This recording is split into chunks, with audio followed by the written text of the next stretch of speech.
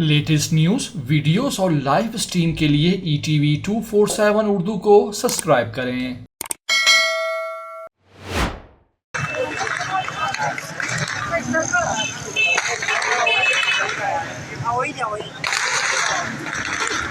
बन्नू वाकये की असल वीडियो आ गई। बन्नू वाकया कैसे पेश आया? सेनेटर मुश्ताक भी बन्नू में मौजूद थे जब ये वाकया पेश आया।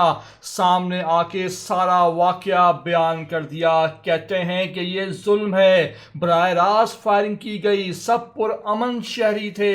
क्या कहना था सेनेटर मुश्ताक का आपको इस पूरी वीडियो में दिखाने लगे हैं, लेकिन आपसे वही बात करेंगे कि मुकम्मल वीडियो में जाने से पहले चैनल को सब्सक्राइब कर लें।